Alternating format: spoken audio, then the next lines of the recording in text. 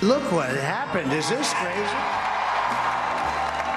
I want to thank the American people for the extraordinary honor of being elected your 47th president and your 45th president. And to every citizen, I will fight for you, for your family, and your future. This will truly be the golden age of America. That's what we have to have.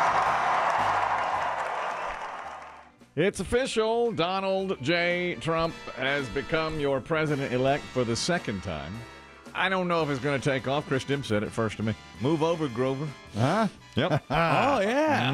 He's the second president ever. He has been elected. It's official. Mr. Trump will become the 47th president. I did not predict that, okay? And a lot of people already have said to me, including the Traveling Man. Traveling Man says, I don't blame you for this. I do not. He said that. He said that. You know, it was such a fleeting prediction because you were dying to make your prediction for weeks. Yeah. Okay. And then yesterday, you could barely contain it during the entire program. And Biggie and I advised you against. You did. You did. I can't blame anyone but myself on that. 6 weeks ago, they had a debate.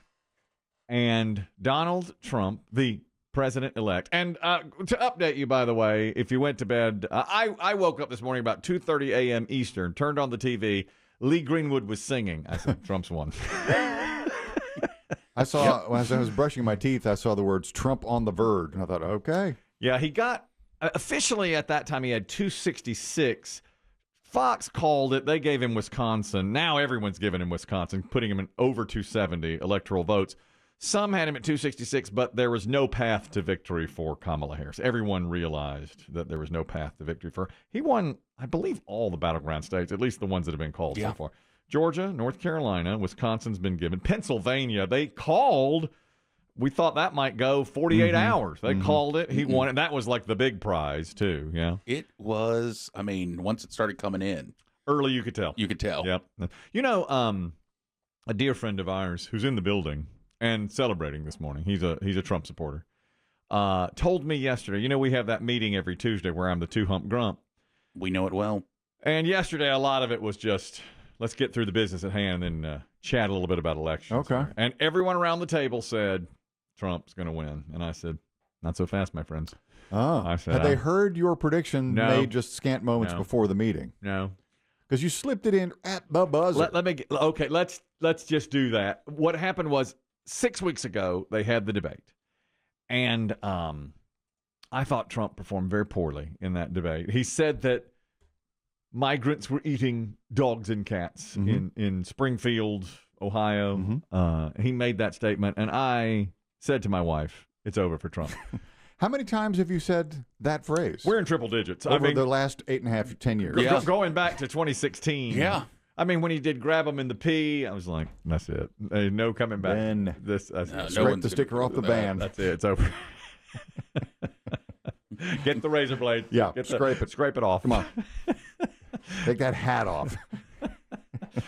And then time and time again, I said, it's over for Trump. There's no coming back from this one. There's no way. And after that debate, and she had just come off a good convention where her poll numbers were up and everything, and he made that statement about them eating animals, and I said, there's no coming back from that. It's over for Trump. So I wanted to make a prediction on the air, but every time I've ever made a prediction, it's been wrong. My political predictions have been wrong. We can go through the years. Hear me clearly. I think Elizabeth Warren will be the next president of the United States.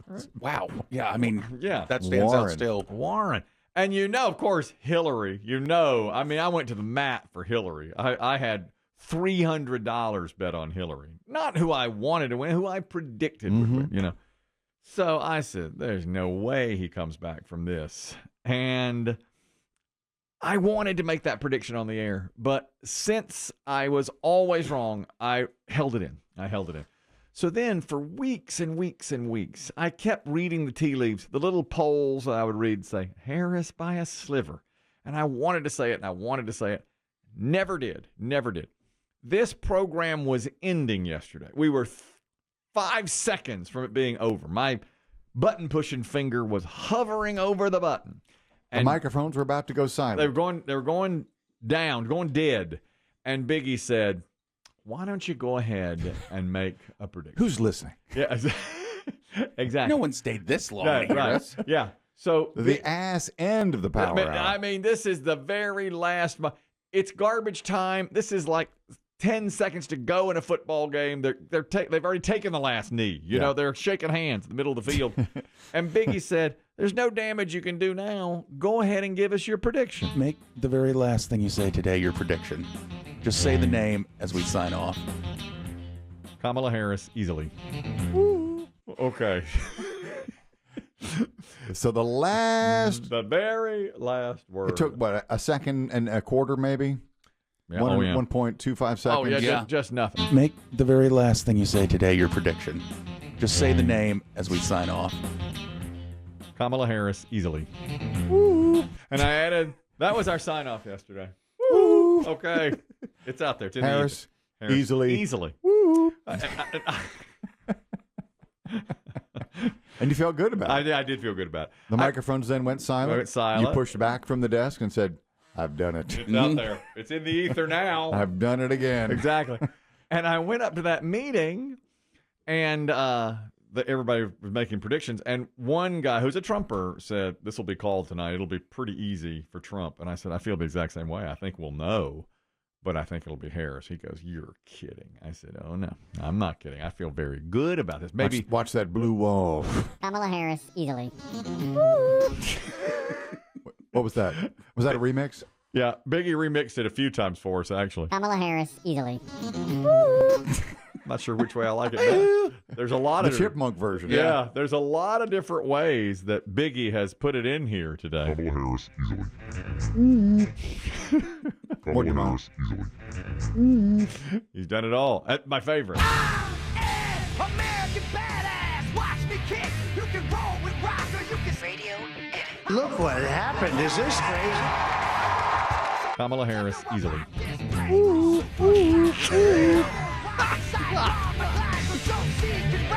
Yeah, that'll be my enduring legacy. You've done it again. I've done it again, Yay. folks. I've done it again. Now, many correspondents today. Only the traveling man said, "I'm not going to blame you for this. I will not blame you." That was nice of him. Okay. There are a lot of people teabagging. All of them. Oh, yeah. Everyone on the program. Oh, God, yeah. Oh, man. Just right in your face, you know. And because I really felt like she was going to win. And our friend who is a Trump supporter in that meeting yesterday, and he's much more into it than I am. He follows it way more closely than I do. And I'll tell you what he said, and I have to give him credit on this. He said, "Watch Virginia. Their returns come in early. Trump won't win it. But if he's close, it'll be a very good night for Trump." And he was leading in Virginia. I mean, they kept saying, boy, he could win Virginia. Yeah. And right there is like, oh, boy, that's going to be Trump. And then the more you saw of Georgia and North Carolina, and then later, of course, Pennsylvania, all those, they're all breaking Trump. Well, and I'll tell you, because like you, I follow it, obviously. Yeah. But not as deep as some people do. Right. And I heard a stat yesterday that I thought, ooh, that is telling. Mm-hmm. It was, I believe, like more male Republicans got out and early voted than ever before. Yeah. And they said the strategy with the Trump campaign this time that changed was instead of saying don't believe the vote, he said you've got to get out there and vote. And people listened and went hard for him. Yeah. And I kind of ponged back and forth between I did what I said I wasn't going to do. Stayed up till the wee hours and watched the darn thing. I say wee hours, 10:30. But I woke up at 2:30, to watch. And I got sucked into it. I always get sucked into it when they start to show, because it got pretty close to being called in Georgia and North Carolina. And that's really the ballgame. He starts winning those battleground states. That's it. Well, and he didn't win a lot of the Democrat stronghold cities. But he came. But like they said, like I think, for example, in Chicago, like in 2020, Biden got like 82% of the vote. Harris this time only got like 62%. They said the numbers are astonishing. Everywhere. The three cities I heard, Milwaukee, where he won Wisconsin, Philadelphia, where he won Pennsylvania, and there was one more where, again, it was a big, Detroit. Detroit. He didn't win those cities, of course, but he did much better than he did in 2020. So, and I did hear one analyst, I believe on NBC, say, what a colossal error he made in 2020 telling people don't get out and vote. We don't trust it. Go on election day. When you limit them just to that one day. If they don't go, you don't get their vote. And this time, completely reversed course on that. Learned the lesson there and corrected and said, you better get there early and vote.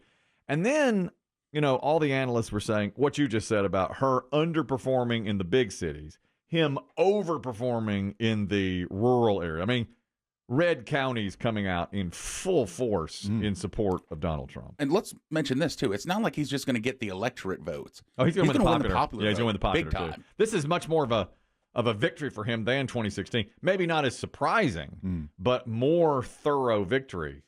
And I'm really stunned by this. I thought there was going to be a blue wave. A blue wave. I don't know why I thought that. I don't know why I thought that. I really did. I thought Democrats were going to win the White House and maybe take back the Senate and maybe even the House. Well, it turns out Republicans are going to get all three. They're going to get get the Senate. They've got the Senate, and they're probably going to hold on to the House. And of course, they won the presidency. We've talked about this many, many times. It's a multi-layered campaign. I don't think you can say one thing did it. Clearly, early voting was a major deal. I think when the dust settles and the Democrats look back at the year, they'll lump Joe Biden in with Ruth Bader Ginsburg for staying in the race too long. Yeah. I think he'll get a lot of the blame once the wounds begin to heal, because Harris, a 2.5 month campaign? Correct. Yeah, 3 months max. Yep, and she never really made her case. That's right. Her case was, I'm not Donald Trump. Yeah, and that wasn't enough. He, in retrospect, if you could do it over again, Joe Biden probably should have said 2 years into the thing, I'm not going to be running again, and then had a real process of who's going to be the Democratic nominee. 4 years ago, Biden had said, I'm going to open the door to the next generation. He didn't do it. Once you get in that room. Yep. You get behind that desk. Yeah. That's an incredible feeling. Probably after the midterms in 22, he should have said, I'm not going to seek re-election, and then had a real primary with all the Democrats. And she probably wouldn't have won the nomination. Probably the governor of California would have won. Well, you'll never know what might happen. That's right. Yeah. I was just on the phone. I'm not sure. But, I mean, what I heard this morning driving in was the anger is all at him. I'm sure. Yeah. That it's not aimed at her, that the Democrat Party is very upset with him for not, like you said, not dropping out a year ago. Well, and the analyst said exactly what you said. She didn't have time to make her case and separate herself from Biden. So she's lumped with his baggage. If you don't like the Biden economy, you can blame her because she didn't have time to be out there on her own. If she had had more time. Now, do you think, in retrospect, could he have done better than her? Could Biden? Joe Biden? Let's say he had run. I don't think so either. No, because his debate performance was awful. That debate he was too shaky. Yeah, he was too shaky. I agree. But I did hear this morning a lot is, and of course they're now going to argue on how much of his, he should have dropped out a year ago, but how much were people covering up of him before the debate that he wasn't doing well? And aren't y'all surprised that Trump took all these battleground states? I mean, I said the blue wall. I said, what about the blue wall, Christians? Paint it red. No, because the wall's red now. I know you kind of followed state by state polls, Kelly, which maybe have led to your prediction. But I mean, the biggest one was, do you think this country's going in the right direction? 24% of Americans said that. 28. Yeah. That's death for the party in power. You're right. And you cannot win. Something else. Biggie said it yesterday. I totally dismissed him. Yeah. As you do. You're riding a Harris high. Yeah. Well, we all heard toward the end of the show. We heard what I said. Make the very last thing you say today your prediction. Just say the name as we sign off. Kamala Harris, easily. Woo! That's my last woohoo. I'm not woohooing again. Ever. You can't make woohoo great again? How can I? Yeah. How can I make woohoo great again? Woo! I can't do that. No. That's the death knell. I bet Kamala Harris sat straight up wherever she was. I just got a twinge. What was that? Somebody just woohooed. Did y'all hear that? Yeah, we did, Madam Vice President. Biggie said most of the time, all the time, really, people vote their wallets. I said, not this time. To get out of the way, my friend. That is not true. But I guess it is. I mean, I think people voted for her or him because they can't afford the groceries, or they feel like they can't feel afford like they can't That's afford. right. The perception is that that's right. that he will make things better. Correct. The perception is gas prices will drop and tumble. Now, will they? who knows? But that I do believe you're right. Yeah, you're well. exactly I mean, look, ground beef is 30% more expensive than it was. Yes. When Trump left off. I mean, all the prices are way up, and people feel it. Yes, but we're so quick to react. Could anyone be in that office after going through COVID and that really odd time where we shut down and all that and expect anything else but prices to go up? I mean, could we expect that of anybody? I'll tell you this, and this isn't a knock at anyone. Most people don't. They don't follow know. or They understand don't, yeah. economics. They just know. We look at what's in front of us, okay? Yeah. We don't go, well, could anyone have done that? What we see is, well, I know when Donald Trump left office, I was paying $4.99 a pound for ground beef. Now I'm paying $6.99. What's going on here? Yeah. I mean, know. gas You're right. prices. But will we be better off in a year? Who knows? It's hard to say. And will people in, let's say, 2 years at the midterm elections, if things are not better, will they reverse course back to the other way? That happens a lot. It Doesn't does. always, but I'll it tell does. you something now. You got to give him credit for turning out the vote. I mean, this is a resounding victory for Donald. I never, ever saw that coming. I really did not. And I think Chris Demm has said it, and I've thought it for a long time. The MAGA crowd, when I say MAGA, like MAGA, they're out there. Hardcore red hats. Hardcore red hats. That's what you see. Mm-hmm. There's a lot of quiet Trump voters that just vote and go about their business, don't talk about politics. Well, let me ask you a question then. Why did he lose in 2020? Because I think a lot of that had to do with the fact that, one, I think people didn't exactly love his rhetoric the first time. In 2020. Oh, Yeah, okay. So his it was first fresh presidency. in their memory. It was fresh in their memory. I don't know if a lot of people were still nervous about COVID, too. Mm-hmm. And this felt time... like Biden could handle COVID better. COVID better. The economy was doing all right, so people thought, well, I don't know about that. This was November of 2020. We hit the absolute skids. We were locked down. But what I'm saying is, I think we were still looking at how it had done before COVID. I don't know. I don't think so. I think like what you just said, people are hurting. I mean, it's November of 20. We're hurting. He lost because his track record was bad. COVID was bad. People blamed him for COVID. He bungled the handling of COVID. He did at the terribly. And when the economy's bad, you go to the other guy. You let the other side have a shot. Maybe that's right. That's what happened. Yeah, and then it didn't get. I mean, that's what I was going to say. Things have not gotten. Yeah, so you look back now and you go, oh, okay, well, I'll take those prices back. But I'm the only one saying I felt like Biden did a pretty good job walking the tightrope of the economy. I do. Yeah. When he took office, everybody was saying, "Oh, recession." Well, maybe send him a letter. He'll appreciate that. Send him. Care of Scranton, PA.